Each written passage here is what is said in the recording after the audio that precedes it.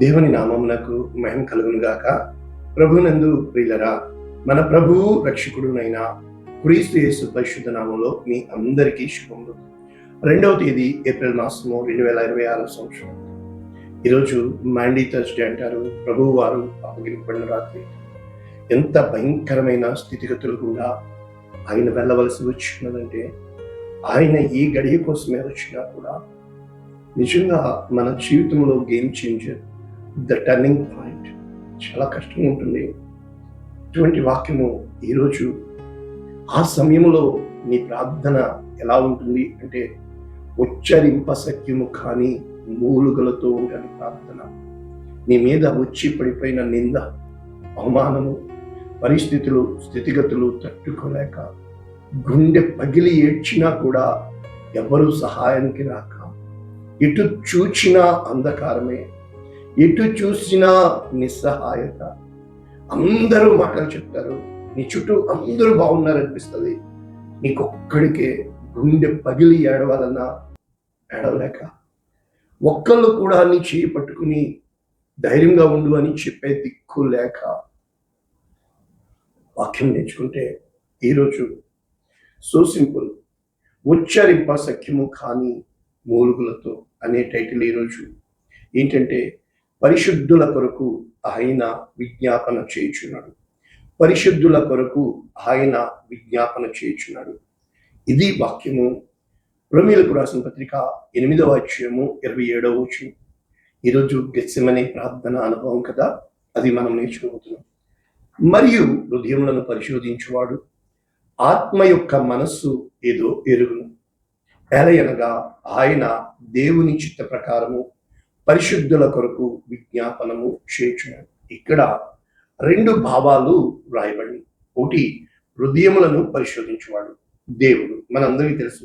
పరిశోధించి తెలుసుకున్నావు, okay fine, okay. 2, ఆత్మ యొక్క మనస్సు ఏదు అంటే, ఈ ఆత్మకి ఇటు మనస్సు ఉంటుంది, ఇటు హృదయము ఉంటుంది. ఏ ఆత్మ మరి ఎలాగ చేస్తుంది కనుక ఆయన దేవుని చిత్త ప్రకారం పరిశుద్ధుల కొరకు విజ్ఞాపనము చేయుచున్నాడు. ఇంకా చెప్పాలి అంటే 26 నుంచి ఈ వచనం ప్రారంభించబడింది. ఆత్మ మన బలహీనతను చూచి సహాయం చేయుచున్నాడు. కనుక ఈ ప్రార్థన చేస్తున్న వారెవరు? ఇక్కడి నుంచి మొదలైన ఆత్మ ఎలాగ సహాయం చేయుచున్నాడు? మనము యుక్తముగా ప్రార్థన చేయవలెనో మనకు తెలియదు కనుక ఉచ్చరింప సఖ్యము కాని మూలుగులతో అని చెప్పి అక్కడ ఈ వచనము రాయబడుచున్నట్లు. ఇంకా చెప్పాలి అని మనము ఒక్క మాటలో ముందుకు వెళ్తే, దేవుని యొక్క వాక్యం చెప్తుంది స్పష్టంగా. మనము ఇక్కడ చూసినప్పుడు ప్రభునందు ప్రియులరా, దేవుని యొక్క వాక్యము మనము చూడదాని కొరకు నిరీక్షించినేలా. అంటే ఏది అయితే నీవు కావాలి అని ఎదురు చూస్తున్నావో ఆ సమయము కోసము నీవు ద ట్రాన్స్ఫిగరేషన్ మౌంట్ ఆఫ్ అంటారు. అంటే ఆ రూపాంతర కొండ మీద ఆ రూప అంతరము పొందే అనుభవంలోనికి వెళ్చున్నప్పుడు జరిగే ప్రార్థన ఇక్కడ చెబుతూ, ఉచ్చరింపశక్యము కాని మూలుగలతో ఆ ఆత్మ తానే మన పక్షమున విజ్ఞాపనము చేయుచున్నాడు. ఎలాగా? హృదయములను పరిశోధించువాడు ఆత్మ యొక్క మనస్సు ఏదో ఎరుగును కనుక దేవుని చిత్త ప్రకారము పరిశుద్ధుల కొరకు. అంటే దేవుని చిత్తమును అనుసరించి ఎలాగా? ఒక్క మాటలో మీకు అర్థమవుతుంది. బూస్టర్ అంటారు, లేకపోతే ఎనర్గైజర్ అంటారు, లేకపోతే డోపింగ్ అంటారు, లేకపోతే ఇది ఏమిటి అని అంటే యాంప్లిఫికేషన్. అర్థమయ్యేటట్టు ఒక్క మాటలో చెప్తాను. ఇప్పుడు మైక్ పట్టుకున్నాం కదా, ఇది మైక్. ఈ మైక్ ఏం చేస్తుంది?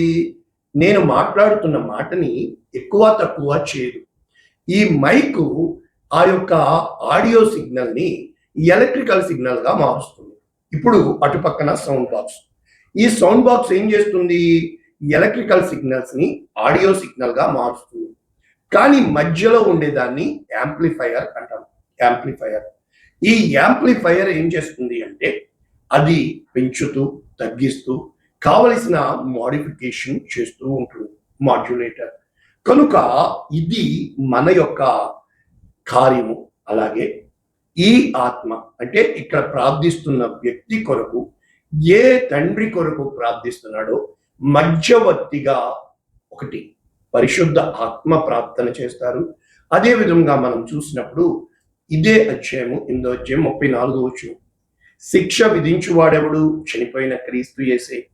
ఆయన మృతులలో నుండి లేచినవాడు, దేవుని కుడిపార్శ్వన ఉన్నవాడు, మన కొరకు విజ్ఞాపనము చేయవాడు. అంటే ఆయన జయించి ఉన్నాడు కనుక ఆ అనుభవంలో ఉన్న మనకు బలము కలిగేలాగున, మనము నీరసించపోకుండా, మనము ధైర్యము కలిగి ముందుకు వెళ్ళుటకు పేతురుతో అంటాడు, మీ నిమిత్తము నేను తండ్రిని వేడుకుని ఉన్నాను కనుక మన నిమిత్తము నిశ్చయము విజ్ఞాపనకర్తగా యేసు క్రీస్తు ప్రభుల వారు తండ్రి కుడిపార్శ్వన కూర్చుని విజ్ఞాపనము చేసు.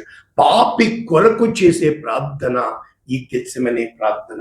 సుంకరి ప్రార్థన విన్న దేవుడు ఏ విధముగా మన జీవితాల్లో ప్రార్థన ఆలకించువాడా, తగ్గింపు ప్రార్థన నేర్పించే దేవుడు, ఉపవాస ప్రార్థన నేర్పించే దేవుడు. ఈ ప్రార్థనలు అన్నింటికీ మూల కారణం ఏంటంటే మన ప్రార్థన కంటే ఆయన ప్రార్థన చేసేవాడు. ఇంకా మీకు అర్థమవడానికి చెప్పాలంటే కొరింథీయులకు రాసిన మొదటి పత్రిక 14:15 వచనం చూస్తే, ఆత్మతో ప్రార్థన చేతును, మనస్సుతో ప్రార్థన చేతును, ఆత్మతో పాడుదును, మనస్సుతోనూ. కనుక చాలా తక్కువ మందికి ఈ ఆత్మలో లీనమైపోయే ప్రార్థన తెలుసు. ఇప్పుడు అనేక మంది ఆత్మని కొట్టిపాడేస్తారు. నీవు ఆత్మ విడుదల కావాలి అని అంటే ఉచ్చరింప సఖ్యము కాని పెయింట్ అయిపోయిన స్థితికి, మూచిల్లిపోయిన స్థితికి వెళ్ళిపోయి ఆ మూలుగు నీ యొక్క ఎముక మూలుగులోంచి బయటికి రావాలి. అటువంటి ప్రార్థన అనుభవము యేసుక్రీస్తు చేసిన దినము ఈరోజు గెత్సెమనే ప్రార్థన. అంటే ప్రార్థన పెదవుల నుంచి వచ్చే ప్రార్థన, ప్రార్థన మనసు నుంచి వచ్చే ప్రార్థన, ప్రార్థన హృదయములోంచి వచ్చే ప్రార్థన, ప్రార్థన ఆత్మలోంచి వచ్చే ప్రార్థన. ఎన్ని మెట్లు కదా! ఎలాగా ఈ మెట్లు మనం చూడగలుగుతున్నాం? నిజముగా మొర్రపెట్టు వారికి ఆయన నిజముగా మొర్రపెట్టడము అంటే అర్థం ఏంటంటే పకోడి కోసం చేసే ప్రార్థన వేరే, పరిస్థితులను బట్టి చేసే ప్రార్థన వేరే. కానీ ఎప్పుడు ఈ ప్రార్థన వస్తుందో తెలుసా? ఇక దిక్కు తోచని స్థితిలో గుండెలు బాదుకున్నా కూడా కొండల తట్టు నా కళ్ళు ఎత్తుచున్నాను, నాకు సహాయం ఎక్కలేదు. ఏ సహాయము కళ్ళ ముందు కానప్పుడు ఎటు వేళలో దిక్కు తోచని స్థితిలో నీకు తెలియకుండానే, అది బయట జరిగేది కాదు, అంతరంగంలో జరిగే యుద్ధ రంగము. అందుకని ఇక్కడ మనం చూసినప్పుడు హెబ్రీలకు రాసిన పత్రికలో కూడా 7వ అధ్యాయము 25వ వచనంలో విజ్ఞాపనకర్త కోసం చెబుతూ, యేసు క్రీస్తు ప్రభుల వారు తన ద్వారా దేవుని యొద్దకు వచ్చి వారి పక్షమున విజ్ఞాపనము చేయుటకు నిరంతరము జీవించుచున్నాడు కనుక ఆయన రక్షించుటకు శక్తిమంతుడు. ఇదే వాక్యము దావీదు ఏమని చెప్తాడంటే, సొలొమోనుతోటి, సొలొమోన నా కుమారుడా, నీ తండ్రి యొక్క దేవుడైన యెహోవా అందరి హృదయములు పరిశోధించువాడు, ఆలోచనలన్నిటినీ సంకల్పములన్నిటినీ ఎరిగి ఉన్నవాడు. అంటే ఇప్పుడు హృదయంలో ఆలోచనలు, మనసులో సంకల్పాలు, నీవు ఆయనను తెలుసుకుని, the very first thing in your life ఆయనను నువ్వు తెలుసుకోవడం, ద నాలెడ్జ్ అబౌట్ గాడ్.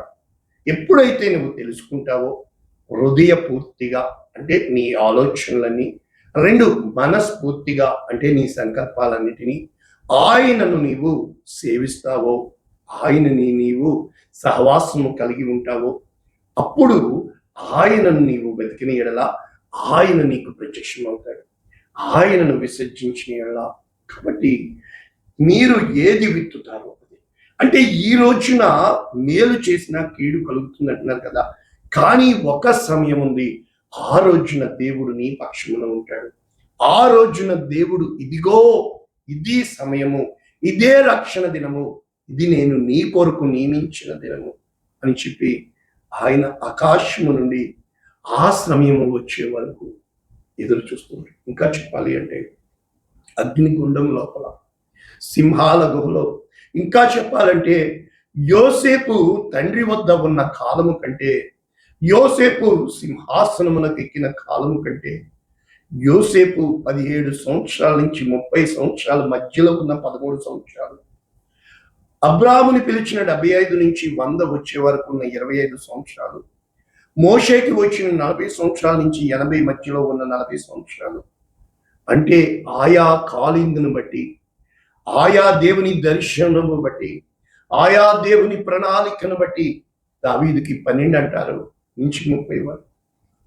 దేవుడు నా కుమారుడు నా ప్రణాళికలో నుండి తప్పిపోకూడదు అని నీ కొరకు నిన్ను సిద్ధపరచడానికి నిత్యము ఆయన ప్రార్థించేవాడుగా, తండ్రికి విజ్ఞాపన చేసేవాడుగా, ఎప్పుడైతే ఆ బలిపీఠము కింద పరిశుద్ధుల రక్తము సైతము వధింపబడిన మా కొరకు నాదా సత్యస్వరూపి ఎందాకా తీర్పు తీర్చక ఎందువు అంటే ఇవ్వబడిన ఆ సమయంలో ఎప్పుడైతే మనము రక్షణ అనుభవము పొందుటకు మారు మనస్సు పొంది మన యొక్క పాత మనస్సును విడిచిపెట్టి నూతన మనస్సును ధరించి నూతనమైన ఆత్మతో నూతనమైన స్వభావంతో తండ్రి వైపు నీవు తప్ప నాకు దిక్కులేదు, సమస్తము నీ మూలమున అయ్యున్నదని, సమస్తమునకు ఆధారము నీవని, కృంగిపోయిన వారిని లేవనెత్తువాడవు నీవని, జిగటగల దొంగ భూమిలోంచి నన్ను పైకి లేవనెత్తువాడవు నీవని, నీవే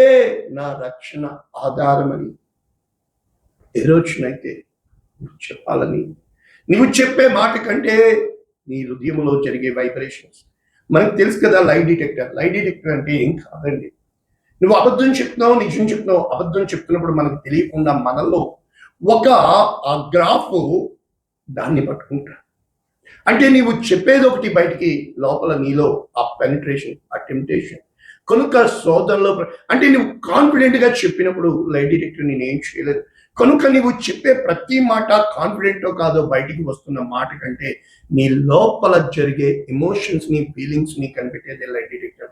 అలాగే పైన నువ్వు ఎంత ఆరోగ్యంగా ఉన్నావో కాదు, నీ హార్ట్ బీట్ ని కనిపెట్టేదే ECG, ఎలక్ట్రోకార్డియోగ్రాఫ్. అలాగే నీ పైన ఎలా ఉన్నావో కాదు, నీ లోపల స్కానింగ్ చేసేదే స్కానర్. అంటే హృదయాలను స్కానర్ చేసేవి దేవుని యొక్క పరీక్ష పెట్టేది ఆయన ఎంత గొప్పవాడు. దేవుని వాక్యము సజీవమైనదై రెండంచులు కలిగిన ఖడ్గము కంటే వాడి కలిగి ప్రాణ ఆత్మ దేహము కీళ్ళు మూలు విభజించు హృదయ అంతరంగములను పరిశోధిస్తున్నవాడు. ఆయనకి మరుగై ఉండగలమా? ఆయనకి రహస్యముగా ఉండగలమా? ఆయనకి తెలియకుండా ఏదైనా చేయగలమా? సమస్తము ఆయన ఎరిగే ఉన్నాడే.